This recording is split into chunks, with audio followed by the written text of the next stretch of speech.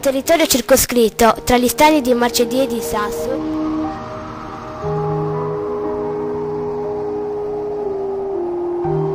Terra Sabas significa terre ed acque.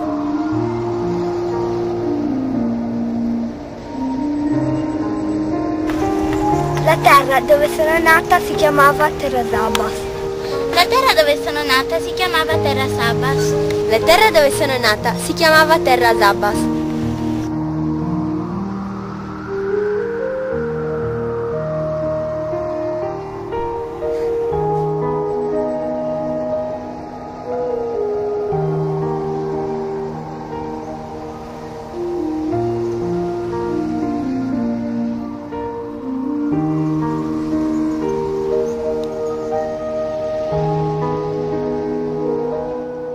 What is right and what is wrong.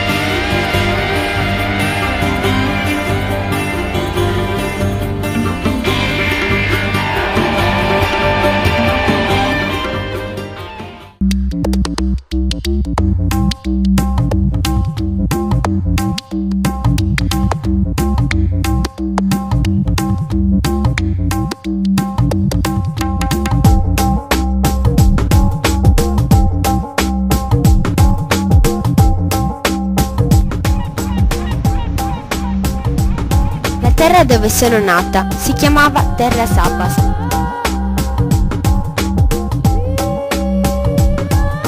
Il nome gliel'avevano messo i pastori protosardi nuragici dell'interno dell'isola, che venivano a svernare le greggi negli inverni freddi, quando nelle valli del Gennargentu, del Goceano, del Margine e del Montiferru la neve per mesi si trasformava in ghiaccio.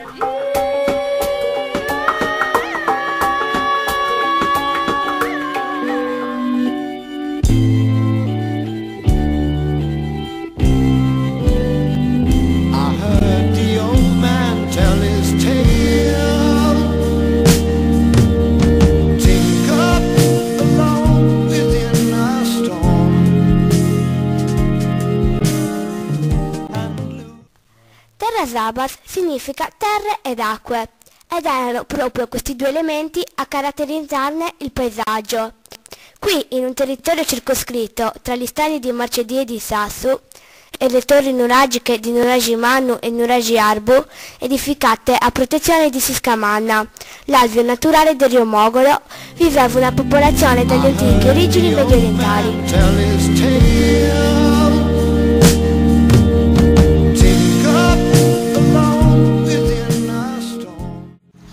Acqua e cibo non mancavano, arselle e murici in abbondanza negli stagni, anguille e murgini, ratte e spigole, sparlotte grandi quanto il palmo di una mano, e poi uccelli.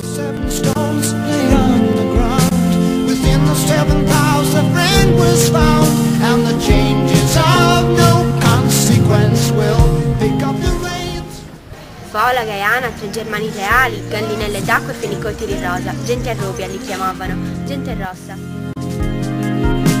Amongst the waves are rock those near and not yet seen. The sea of God.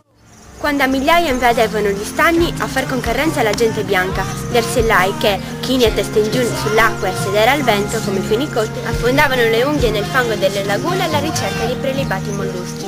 E sulla terraferma, nelle vaste radure disseminate tra stagni, paludi e corsi d'acqua, sovrabbondavano pernici, lepri e conigli, che abili cacciatori scovavano tra ginepi e rosmarini, ginestre e tamerici. A Terra Sabas la popolazione cresceva e con essa si allargavano anche i campierati, gli orti e soprattutto le vigne.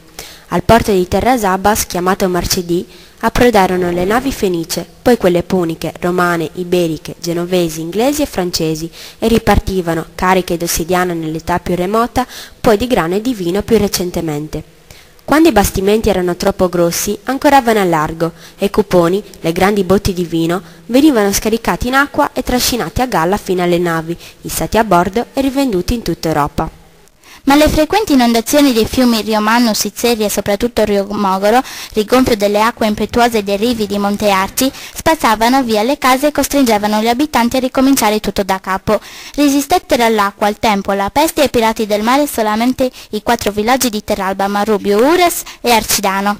Qualcuno pensò di porre rimedio alla violenza delle acque ipotizzando prima una diga per regolare il corso del Rio Mogoro, poi una bonifica dell'intero territorio. Lo chiamavano Sabogau l'avvocato Felice Porcella. Del Rio Mogoro, poi una bonifica dell'intero territorio. Lo chiamavano Sabogau l'avvocato Felice Porcella.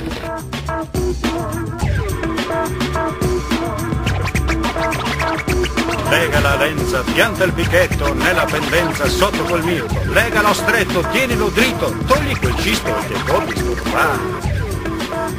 Sopra il muretto passo col cingolo, a mo' di simbolo faccio il canale. Su quei corbezzoli apro le strade, su per lo stagno, giù fino al mare. Su quello stormo di fenicoteri faccio ricoveri per gli animali. Dove nidifican verdi reali faccio le stalle per i maiali. Su quel cucuzzolo di forma conica casa colori che edificherò. Sulle vestigia di antichi popoli quelle necropoli profanerò.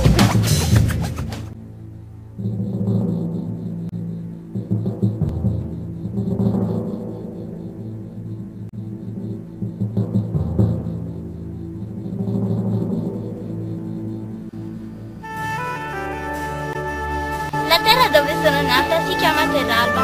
La terra dove sono nata si chiama Sardegna. La terra dove sono nata si